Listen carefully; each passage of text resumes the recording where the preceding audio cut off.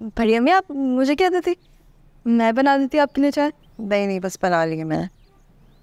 वो जो आपसे बात करनी थी। हाँ बोलो। बढ़िया मैं आपको पता है ना कि लास्ट टर्म में भी मेरी पढ़ाई का बहुत लॉस हुआ था, और आपको ये बात भी पता है कि मैं अपनी पढ़ाई की वजह से बहुत सीरियस हूँ। मैं नहीं चाहती कि इस टर्म में भी ना मेरी पढ़ाई का लॉस हो और मैं पीछे रह जाऊँ। आप मेरी हेल्प करेंगी? से बात करके देखें, उनको मना कर देखें प्लीज। बढ़िया में देखो एनी, मैं भी यही चाहती हूँ कि तुम्हारी पढ़ाई का हर्ज ना, लेकिन तुम अपनी दादी को अच्छी तरह जानती हो, उनके फैसले अटल होते हैं। और ये भी तो देखो ना, वो तुम्हारे ताया के जाने के बाद वो कितनी दुखी और परेशान है। हाँ तकलीफ में है उन्हें, और परेशानी ना तो 1 महीने की बात है, थोड़ा सब्र कर लो। बढ़िया अम्मी उस 1 महीने में मेरी पढ़ाई का कितना लॉस हो जाएगा? तुम चाहोगी तो नहीं होगा नुकसान। अपने दोस्तों से तुम नोट्स ले सकती हो, घर पे पढ़ाई कर सकती हो, नहीं होगा नुकसान, चंद दिन की बात। लेकिन देखो मेरा मशवरा तो तुम्हें यही है, थोड़ा सब्र से काम लो। 40वें तक की बात है, तुम्हें तो ये शुक्र करना चाहिए कि तुम्हारी दादी ने तुम्हें पढ़ने की, आगे पढ़ने की इजाजत दे दी। अच्छी तरह जानती हो वो तो इस हक में ही नहीं थी, है ना। मैं भी नहीं चाहती कि तुम्हारा हर्ज हो, लेकिन थोड़ा सब्र करने वाला जरूरी है, सब्र करना। देखो इस तरह जज्बाती होकर तुम अपना नुकसान करा लोगी, यही गलती तुम्हारी अम्मी भी करती है और मैं हमेशा उनको समझाती हूँ। बेहतर ये है कि चंद दिन की बात, हाँ हर बात कहने की भी नहीं होती, थोड़ा सब्र कर लेना जरूरी होता है। तुम समझ रही हो ना? मैं नहीं चाहती कि तुम्हारा कोई भी नुकसान हो, और अगर इस तरह तुम शोर करोगी तो सबको अपने खिलाफ कर लोगे।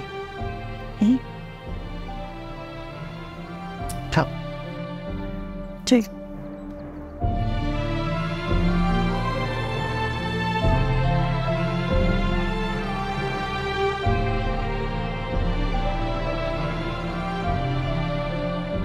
तो प्रोडक्शन टाइम थोड़ा बढ़ाना पड़ेगा, तेज करना पड़ेगा। बहुत देर में सीए जा रहे हैं कोड।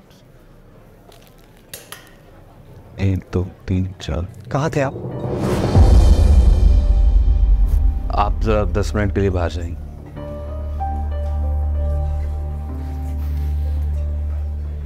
जानते थे आप ये इन्वेस्टर कितना जरूरी है हमारे लिए। मुश्किल से एक इन्वेस्टर लेके आया था मैं यहाँ पे।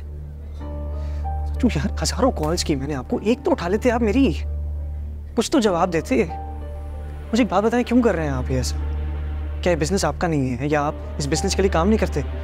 बिल्कुल हबीब, ये बिजनेस सिर्फ हमारा नहीं है, हम सबका है। तुम जब यहाँ पे काम करते हो, यहाँ के मुलाजिम हो, तो इस हैसियत से तुम्हारा फर्ज बनता है कि तुम यहाँ मौजूद। मुझे मेरे फ़राइज़ मत बताओ, मुझे पता है। ऐसी क्या दुश्मनी हो गई है आपके साथ?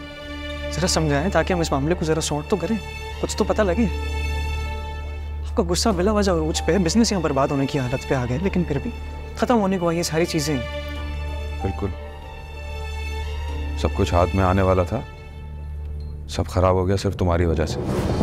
जितनी मैं कोशिश कर सकता था मैंने कर ली, इन्वेस्टर लाना था वो भी ले आया, कुछ जो कोशिश मैं कर सकता था मैंने सब कर ली, लेकिन अब सब खत्म आपकी वजह से। कुछ ख़त्म नहीं हुआ है ना कुछ बर्बाद हुआ है। इन्वेस्टर मुझे मिल गया है, अगले हफ्ते तक कर्जदारों की पेमेंट हो जाएगी। मैंने नए माल का ऑर्डर भी दे दिया है। क्या वाकई? तो तुम्हें क्या लग रहा था ये कारोबार मैं इतनी आसानी से बर्बाद होने दूंगा, जिस पे मैंने इतना वक्त लगाया है? ठीक है, लेकिन हमें भी तो पता चले कि इन्वेस्टर कौन है, क्या डील हुई है उसके साथ। वो उसकी तुम टेंशन नहीं लो, इन्वेस्टर भरोसे का है। मैं कभी भी नुकसान में डील नहीं बनाता हूँ, हमारे बिजनेस को फ़ायदा ही होगा।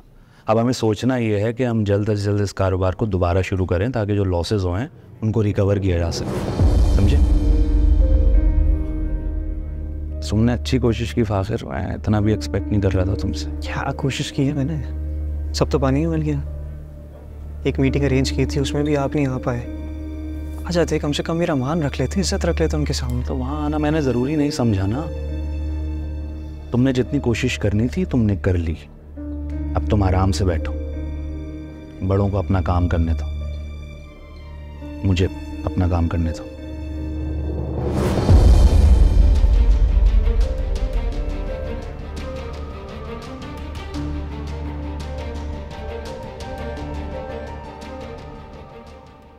कल आपके पैर साफ करूंगी अम्मा।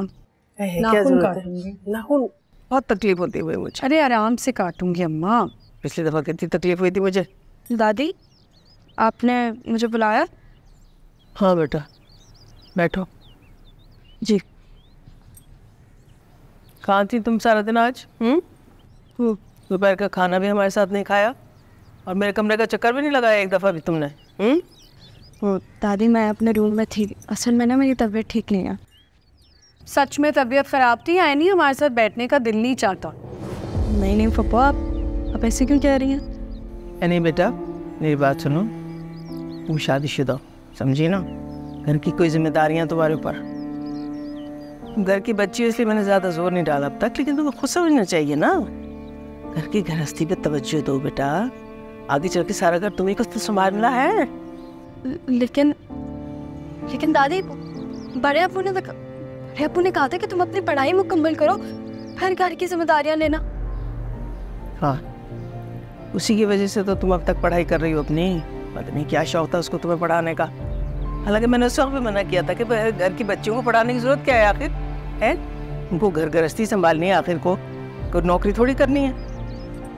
दादी आप बिल्कुल ठीक कह रही हैं, लेकिन दादी पढ़ाई ना एक बहुत अच्छी चीज़ है। पढ़ाई इंसान में शऊर लेकर आती है और पढ़ाई के साथ साथ घर संभाला जा सकता है और कुछ और भी किया जा सकता है।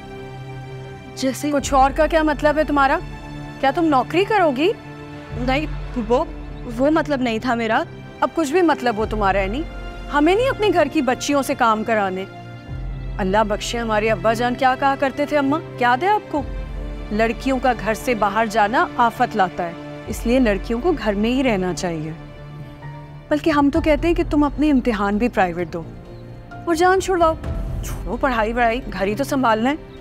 हाँ सायका बिल्कुल ठीक कह रही है बेटा, क्या बिला वजह रोज रोज स्कूल जाना झंझट ही है ना। फिर फाखिर भी तो अब ऑफिस जाने लगा है ना, तो कौन तुमको लेके जाएगा, कौन तुम्हें वापस लेकर आएगा स्कूल से? हैं दादी प्लीज मेरे साथ ऐसा मत करिए, मेरे फाइनल पेपर्स होने वाले, मैंने अभी तक जितनी भी मेहनत की है सब ज़ाया हो जाएगी। दादी आपने मुझे कहा था कि बड़े अब्बू के 40वें तक तुम स्कूल मत जाना। मैं नहीं जाऊंगी स्कूल, बल्कि मैं घर से बाहर जाने का नाम भी नहीं लूँगी। लेकिन दादी मेरी पढ़ाई मुझसे मत छुड़वाए। ऐनी जिद मत करो, अम्मा ने कह दिया ना, बस कह दिया, बात मानते। दादी क्या आप बड़े अब्बू की ख्वाहिश पूरे होते हुए नहीं देखेंगी? आप तो उनसे बहुत मोहब्बत करती हैं ना, उनके लिए हुए फैसले आपको पूरे करने चाहिए। इससे आपके दिल को भी सुकून आएगा और मेरी पढ़ाई भी मुकम्मल हो जाएगी। दादी पढ़ाई के बाद आप मुझे जो कहेंगी ना मैं करूँगी, घर संभालूंगी, किचन को संभालूंगी, जिम्मेदारियाँ ले लूँगी, लेकिन दादी मेरी पढ़ाई मुझसे ना छुड़वाएं। बड़े अब्बू की खातिर आप उनके लिए ये नहीं करेंगी? जाओ जाओ तो कमरे पे जाओ। ये क्या किया आपने? बात मान ली उसकी? नहीं सायका मैंने उसकी बात नहीं मानी, लेकिन मेरे ज़हीर की ये ख्वाहिश थी ना, मैं उसकी ख्वाहिश कैसे पूरी नहीं करूंगी। अल्लाह ताला उसको करवट करवट जन्नत नसीब करे। आमीन। तुम्हें पता है पापा बहुत नाराज थे तुम्हारी वजह से मुझ पे। पता है यार मुझे, तुम्हारे पापा और तुम लोगों ने मेरे लिए इतना किया है, मैं कुछ भी नहीं कर सका यार, लेकिन मैं खुद जाऊँ उनसे सॉरी करने के लिए। नहीं प्लीज़ कोई ज़रूरत नहीं है, अभी उनका मूड बहुत ऑफ है, जब ठीक होगा मैं तुम्हें बता दूंगी। अभी उनसे मिलने की कोई ज़रूरत नहीं है तुम्हें। तो मैंने बहुत कोशिश करी थी कि यार मेरे बड़े इस मीटिंग में शामिल हो, लेकिन चाचू ने ना आकर मुझे सिर्फ एम्बैरस किया है यार। तुम्हारे चाचा ने बिल्कुल भी ठीक नहीं किया तुम्हारे साथ। तो पता है, मीटिंग में सारे इन्वेस्टर्स जो है ना मुझे ऐसे देख रहे थे जैसे मैं वो मजाक कर रहा हूँ उनके साथ। मुश्किल से 10 मिनट सुना उन्होंने मेरे ख्याल से मुझे, वो भी शायद इसलिए कि तुम्हारे बाबा ने बोल दिया होगा। मुझे बाबा बता रहे थे कि सब तुम पे हंस रहे थे। अरे हंसेंगे ही, इस दुनिया के सामने तो मैं वो बच्चा हूँ ना जिसको खैरात में हिरासत में जो है वो एक बना बनाया बिजनेस मिल गया है। पता चाचू और बाकी लोगों के लिए मैं क्या हूँ? लूजर, जो ना पढ़ सकता है, जो ना कोई काम कर सकता है, जो ना मेहनत कर सकता है, ना कोई डिसीजन ले सकता है, ना कुछ कर सकता है, ना कुछ उसके यार मुझसे बेहतर तो वो बच्चे जो कम से कम मेहनत करके काम करते हैं यार। उनकी लोग इज्जत तो करते हैं, उनको सीरियसली तो लेते हैं। फाखिर, तुम कभी अपने आप को ना मेरी नजरों से देखो। तुम्हें पता है तुम स्मार्ट भी हो, तुम इंटेलिजेंट भी हो, तुम केपेबल भी हो। तुम्हें पता है कोई और अगर बच्चा होता और उसके चाचा उसको बिजनेस दे देते ऐसे संभालने के लिए, वो शायद भाग जाता वहां से। लेकिन तुम वही रहे और तुमने कोशिश की, और शायद तुम कामयाब भी हो जाते अगर तुम्हारे बड़े ना तुम्हारी हेल्प करते, तुम्हारा साथ देते। You're so much more than what they tell you. जन्म सिर्फ तुम हो जो मेरे बारे में ऐसा सोचती है। और देखना बहुत जल्द पूरी दुनिया तुम्हारे बारे में ये कह रही होगी। अच्छा, अब अपना मूड ऑफ नहीं करो, हम कोई और बात करते हैं। नेक्स्ट वीक से स्कूल शुरू है, तुम आ रहे हो ना? पता नहीं यार, मुझे समझ नहीं आ रहा स्कूल और ऑफिस किस तरह मैनेज करूँ। देखो फाखिर, तुम्हारे लिए ना तुम्हारी पढ़ाई बहुत ज़्यादा इम्पोर्टेंट है। मेरे बाबा हमेशा एक बात कहते हैं कि इंसान को हमेशा बुरे वक्त के लिए तैयार रहना चाहिए। तुम्हारे पास एक डिग्री होगी तो कल को तुम जॉब भी कर सकते हो if this business does not work out for you. ठीक कह रही हो यार, मेरे लिए आसान नहीं है ना ये सारी चीज़ें। मसला सिर्फ ये है कि अगर मैंने अभी ऑफिस छोड़ दिया ना तो मुझे सारी ज़िंदगी जो है वो चाचू का मोहताज बन के रहना पड़ेगा। वो तो टेक ओवर कर जाएंगे सारी चीज़ें, बस ये मसला है। तो मैंने कब कहा है कि तुम बिजनेस पे फोकस ना करो?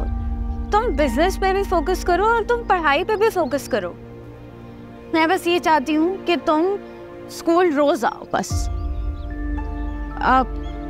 I mean कि तुम स्कूल रोज नहीं आओगे तो फिर मैं तुम्हारी होमवर्क में हेल्प कैसे कर पाऊंगी सही से?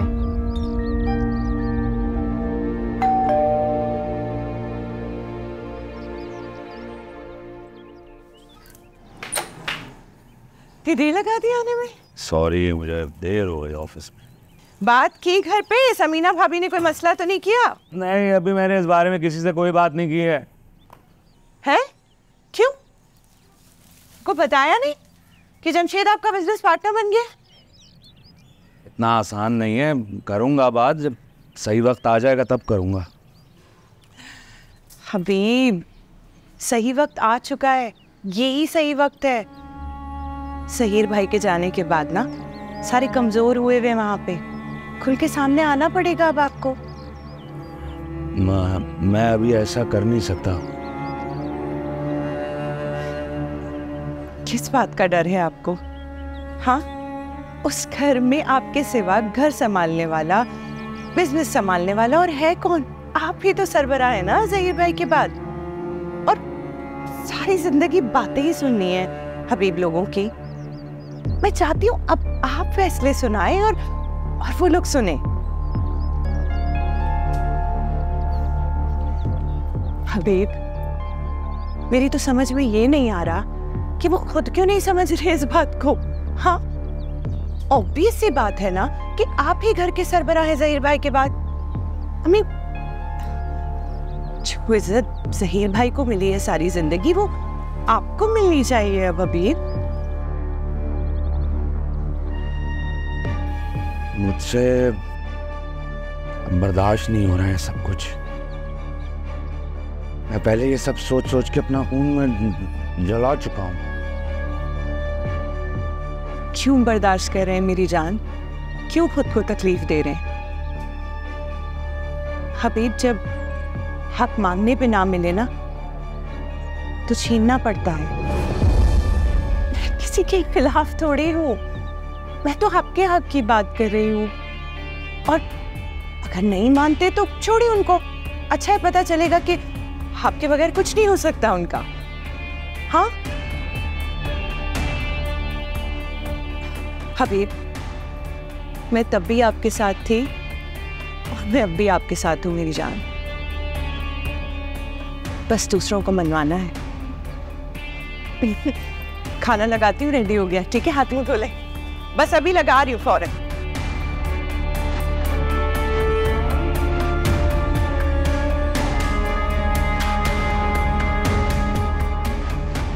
ठीक है आपा, मुझे आपकी सारी बातें समझ आ गई हैं, आप परेशान ना हो। अच्छा, वो जमशेद आ गए, मैं आपसे करती हूँ बात। ओके, ख्याल रखिएगा अपना। अल्लाह हाफ़िज़। अस्सलाम वालेकुम। वालेकुम। पानी लाऊं आपके लिए? हाँ, नहीं पानी आनी। आप क्या अपनी बहन से बात कर रही थी? ला मैं। हाँ, उनसे बात कर रही थी। क्या कह रही थी? कुछ नहीं, बता रही थी मुझे कि रबीब भाई जो हैं आपकी पार्टनरशिप से बहुत खुश हैं। है। अच्छी बात है, मैं तो कुछ और ही सोच रहा था। क्यों, आपको क्या लग रहा है वो खुश नहीं? हबीब भाई ने जिस बेजारी से बात की थी ना, मुझे तो लग रहा था कि उन्होंने ये पार्टनरशिप भी ज़बरदस्ती करी है और शायद वो आगे ख़त्म भी कर दें इसे। अरे नहीं नहीं, आप गलत सोच रहे हैं उनके बारे में। बल्कि रायला आपा ने तो मुझे बताया है कि वो इस पार्टनरशिप को कभी तोड़ना ही नहीं चाहते। अच्छा, वैसे जमशेद, आपने आयशा आपा को तो बता दिया ना कि आपने हबीब भाई के साथ बिजनेस में पैसे लगाए? नहीं, मैं क्यों बताऊंगा? हबीब भाई को बताना होगा तो बता देंगे उन्हें। अरे लेकिन आप बताएं वो बताएं, बात तो एक ही है ना। अरे एक बात नहीं है, आयशा, क्या बोलूं, आयशा बाजी जो है ना वो मुझसे नाराज़ हैं और ये हमारी शादी को लेके ना गुस्सा भी हैं। तो उन्हें पता चला ना तो कोई नया मसला ना खड़ा कर दें। जमशेद, अगर कोई मसला हुआ होता तो हबीब भाई आपके साथ पार्टनरशिप क्यों करते? और मुझे एक बात समझ नहीं आती कि आप आयशा आपा से इतने डरते क्यों हैं?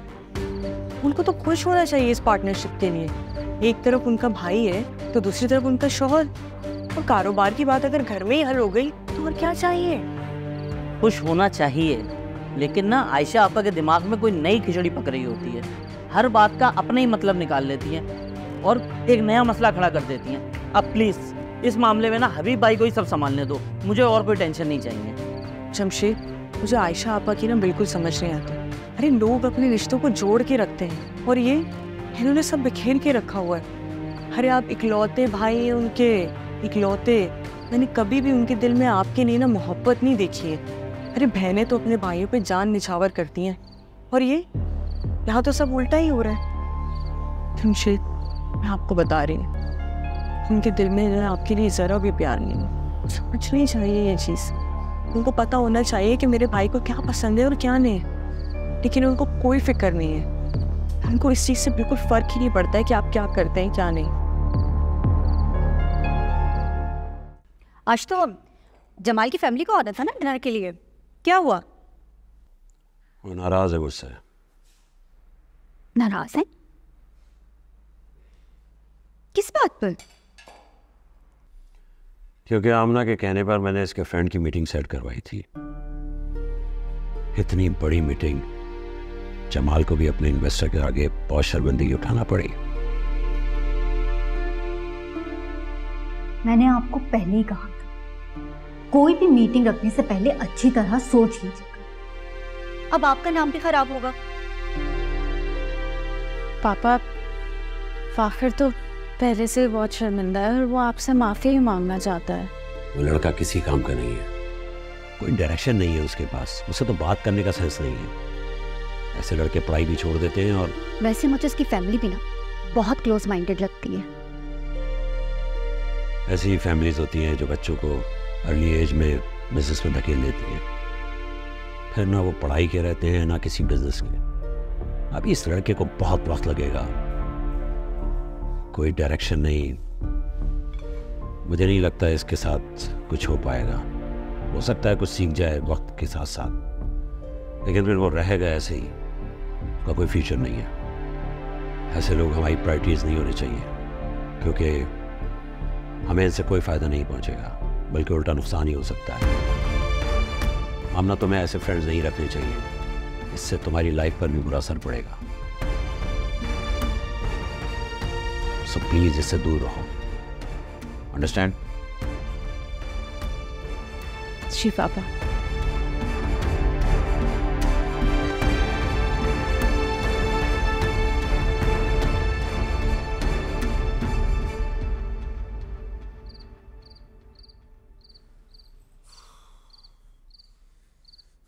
कुछ समझ नहीं आ रहा क्या। पता नहीं, हमें यकीन नहीं आ रहा। यकीन तो मुझे भी नहीं आ रहा था जब वो अपने मुंह से ये सब कुछ बता रहा था। मैं समझा मीटिंग में ना आकर उसने अपना नुकसान किया है। फाखिर को भी बहुत गुस्सा था। मैंने पूरा गेम बना लिया था कि फाखिर को मजीद गुस्सा दिलाकर हबीब को एक तरफ कर दूंगा, लेकिन नहीं, उसने तो पूरा पासा ही पलट दिया, सारा मसला खुद ही हल कर लिया। समझ में नहीं आ रहा इतनी बड़ी रकम आई कहां से हबीब के पास। कल तक तो इस डूबते बिजनेस में कोई पैसा लगाने को तैयार नहीं था, तो ये रातों रात कहां से इन्वेस्टर मिल गया? पता नहीं कहां से आ गया, और इतनी जल्दी भरोसा भी कर लिया हबीब पर कि इतने सारे पैसे दे दिए उसे। हमें तो कुछ दाल में काला लग रहा है। कल तक तो हबीब के पास ना इन्वेस्टर था और ना पैसे थे, फिर एक दिन में ऐसा क्या बदल दिया उसने कि ये सब कुछ हो गया? कुछ छुपा रहा है हमसे। बिल्कुल छुपा है, यकीनन छुपा रहा है। सांप बनकर बैठा है हर चीज पर। सारी फाइल्स अपने पास कर ली है, सारी मीटिंग्स खुद कर रहा है। कोई भी काम करो वो तो करने ही नहीं देता, सारे फैसले खुद ले रहा है। जो तो अपने हाथ से सब कुछ निकलता हुआ नजर आ रहा है। ऐसे कैसे हाथ से निकल जाएगा सब कुछ? तुम समझ नहीं रही हो सायका, समझ नहीं रही हो। हबीब पहले से ज्यादा मजबूत हो गया है, इन्वेस्टर वो लाया है, सारा पैसा उसी के हाथ में, वो ये बिजनेस चला सकता। मुझे तो लग रहा है आगे जाकर समीना भाभी और फाकिर भी उसके सामने कमजोर पड़ जाएंगे। नहीं नहीं, भूल है आपकी।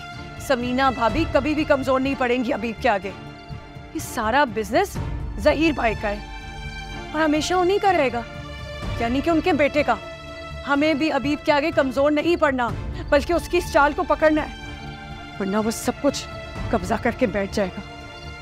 आप पता लगाएं क्या छुपा रहा है वो हमसे।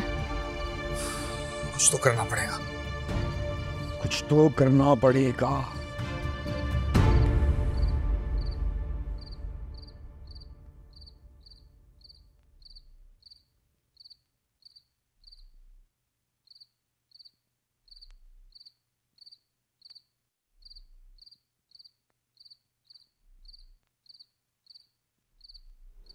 फाखिर, मुझे पता है कि तुम आजकल काफ़ी टेंशन में हो, बिजनेस की वजह से बिजी हो तुम, पर मुझे लगता है कि हम दोनों को ना एक दूसरे के बारे में भी सोचना चाहिए। शुक्र है सासू तुम।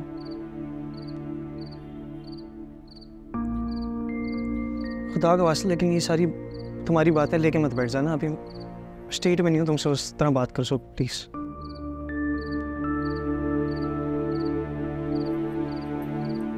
फकीर, मैं ही तुम्हारा एहसास करूं? तुम भी तो सोचो मेरे बारे में। अगर तुम परेशान हो तो मैं भी तो परेशान हूं ना। तुम फजूल बातों के लिए परेशान होती हो नहीं। फकीर, तुम्हारे लिए ये बातें फालतू होंगी, मेरे लिए नहीं है। तो पता है कि मेरे लिए इन बातों का मतलब क्या है? मेरा फ्यूचर डिपेंडेंट है इन बातों पर। मैं इस घर की ये 4 दीवारों पर अपनी पूरी जिंदगी मिसेस फाखिर बन के नहीं गुजारना चाहती। क्या चाहती हो? घर छोड़ना चाहती हो, भागना चाहती हो यहाँ से, मिसेस फाखिर से मिस एनी बनना चाहती हो? हाँ देख फिकर, मैंने ऐसा तो कुछ नहीं कहा। मैं कि बस अपनी पढ़ाई पूरी करना चाहती हूँ फाखर। पढ़ाई पढ़ाई यानी खुदा का वास्ता है यार, छोड़ दो ये रट लगाना। पढ़ाई के अलावा और भी मसाइल हैं इस घर में जो ज्यादा इंपॉर्टेंट है, समझो उस बात को। मैं हर किसी की बातें समझूं, मेरी बात ना समझे। मेरी पढ़ाई ना किसी गुनाह से कम नहीं है इस घर में। बड़े अब्बू जब थे उन्होंने तो मुझे आज तक नहीं रोका मेरी पढ़ाई से। उनके जाने के बाद फाखिर तुम ही हो ना उनके बेटे जो ये सब संभाल रहा है। उनकी दी हुई जबान पर अमल नहीं करोगे तुम? उनका कहा हुआ नहीं करोगे? कब मना किया यार नहीं तुम्हें पढ़ने से? ये खुद बताओ, तुम्हें पढ़ने से रोका होता तो समझ भी आती जो तुम बातें कर रही हो यार। लेकिन तुम लोगों को नहीं पता मैं किन चीज़ों से गुजर रहा हूँ। कोई पूछता है मुझसे आज तक आके? किसी ने नहीं पूछा है मुझसे अभी तक। है नहीं 16 साल का हूँ यार मैं। क्या चाहता हूँ मैं भी जिस तरह दोस्तों के साथ निकलता था यार, मेरा बचपन तबाह हुआ है जिस तरह था यार। मुझे चाचू से कि मदद करेंगे, मेरी हेल्प करेंगे थोड़ी बहुत बाबा के जाने के बाद, लेकिन मसीह जिंदगी अजाब बना दी उन्होंने मेरी। सारे जो भी कारोबार के मसले मेरे ऊपर धकेल दिए।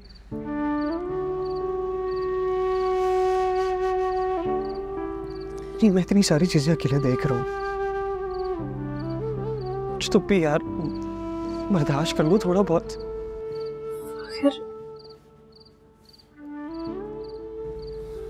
चीज से गुजरा हुआ बहुत नजाकत हुआ।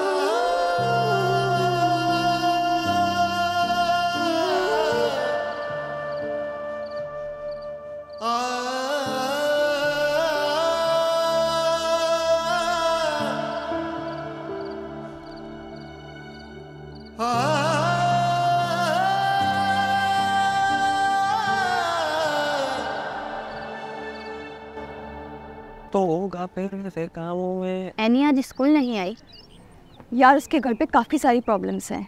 अब क्या क्या बताऊं तुम्हें, बेचारी बहुत ज़्यादा परेशान है वो। तो क्या वो स्कूल छोड़ देगी? नहीं, ड्रॉप क्यों करेगी? लेकिन हाँ, कम से कम 1 महीने तक नहीं आएगी। अगर वो 1 महीने तक स्कूल नहीं आएगी तो पढ़ेगी कैसे? अरे इसलिए तो मैं नोट्स प्रिपेयर कर रही हूँ ताकि उसकी पढ़ाई डिस्टर्ब ना हो। और वैसे भी अभी हमारी जिम्मेदारी है कि किसी तरह उस तक बच्चे नोट्स पहुँचा दें।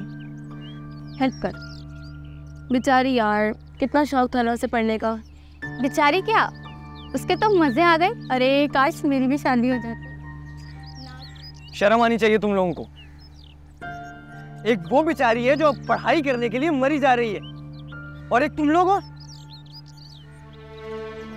मुझे पूरा यकीन है वो अपनी ग्रेजुएशन लाजमी कंप्लीट करेगी। तुम जैसी लड़कियां हैं जिनकी वजह से एनी जैसी लड़कियां फंस जाती हैं। तुम लोग अपनी पढ़ाई से बचने के लिए शादी की तरफ जाती हो। क्या हो गया यार इसे? ठीक ही तो कह रहा था वो। कम ऑन यार, शादी के अलावा ना बहुत कुछ पड़ा है लाइफ में। अपनी सोच बड़ी करो।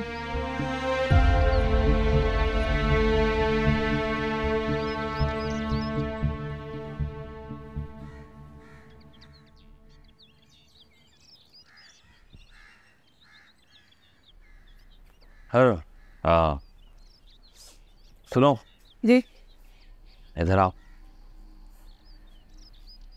वो ये कुछ पैसे हैं, तुम रख लो। बच्चों को शॉपिंग करा देना और अपने लिए भी कुछ कपड़े दे देना।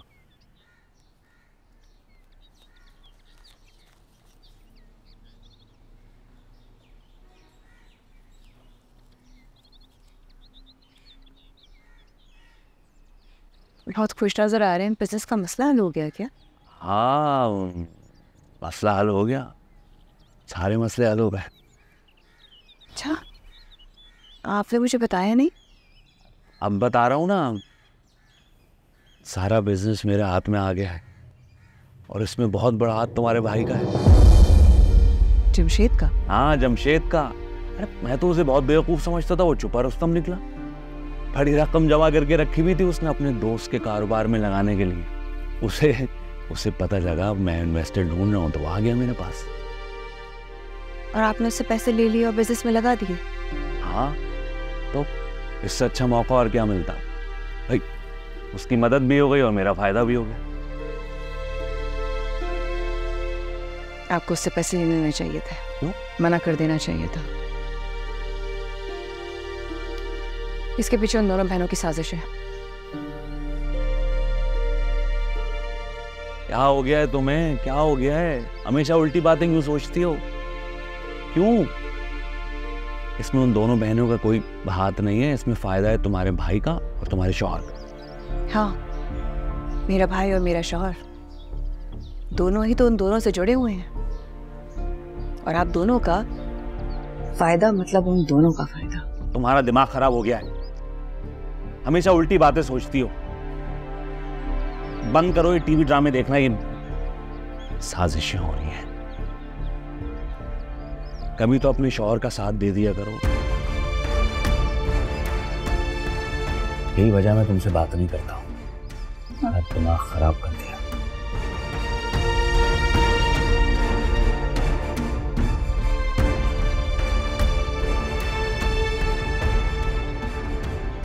मेरा स्कूल यूनिफॉर्म कितना अच्छा लग रहा है।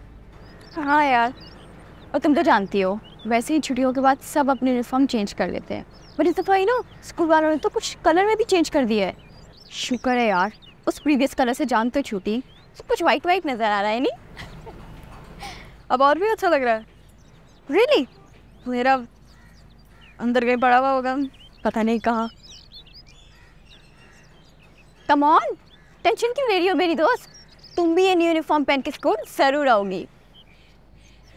खैर, स्कूल गई थी ना, कैसा रहा तुम्हारा दिन? हमारी सारी दोस्तें भी आई होंगी, खूब तुम लोगों ने मजाक मस्ती की होगी। बताओ। बस इतना ही? कम ऑन यार, इतना मज़ा आया। वैकेशंस में घर बैठे बैठे तो मैं शदीद बोर हो गई थी। शुक्र है स्कूल पे बोरियत नहीं होती। ये बात तो है। स्कूल जाना, क्लास अटेंड करना, पढ़ाई करना, लंच में बैठ के दोस्तों के साथ मजाक मस्ती करना, होम टाइम में घर आते हुए बातें करना।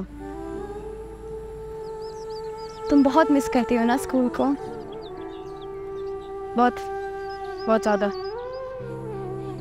किसी ना किसी तरीके से ना अपनी पढ़ाई मुकम्मल करनी है मैंने से भी। और तुम वो ज़रूर करोगी। हम सब दोस्त तुम्हारे साथ हैं। जब तक बोलोगे ये नोट्स हम तुम्हें देते रहेंगे और तुम वही पोजीशन हासिल करोगी स्कूल में जो तुम्हारी अपनी थी। थैंक यू सुबी। सिर्फ तुम लोग ही तो हो जो मेरी बातों को समझते हो। आज ना हमने तुम्हें एक्स्ट्रा मिस किया है स्कूल में। क्यों? क्योंकि आज स्कूल में तुम्हारे फेवरेट वाले समोसे थे कैंटीन में। मत बताओ, दिल चलता है यार मेरा। सरप्राइज! यार मुझे ये समोसे इतने याद आते हैं ना, कहीं से भी नहीं मिलते ऐसे। तुम खाओ, मैं खा के आई हूँ। गॉड, बहुत मजे का। मैं खाऊं और अपनी दोस्त को भूल जाऊं, ऐसा हो सकता है? पक्का नहीं जाए। एक ले लो, साथ खाओ। Thank you. स्कूल की यादें याद करवा देंगे यार तुमने। मैं पूरा दिन यही खाती रहूंगी। तुम समझ नहीं रही हो समीना, मैं इस सिलसिले में फाखर से खुद बात करना चाहती हूँ। जी राजी, बुलाया आपने? हाँ बेटा, आओ बैठो मेरे पास।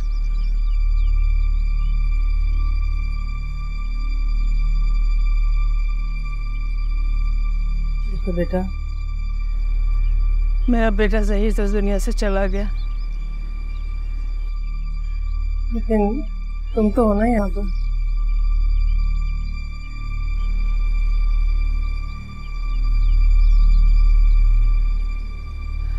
तुम मेरे लिए ज़हीर ही हो। मैं जब भी तुम्हें देखती हूँ मुझे अपना ज़हीर तुम्हें नज़र आता है बेटा। अल्लाह तुम्हें खुश रखे।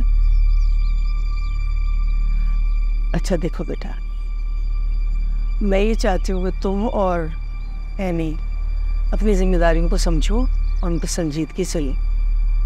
माशाल्लाह तुमने तो अपनी सारी जिम्मेदारी बहुत अच्छी तरह से पूरी की है, बहुत अच्छी तरह निभाई है और बड़े अच्छे तरीके से तुम कारोबार संभाल रहे हो। लेकिन मैं ये चाहती हैं कि तुम एनी को हुक्म दो कि वो घर के कामकाज संभाले, उनमें दिलचस्पी ले।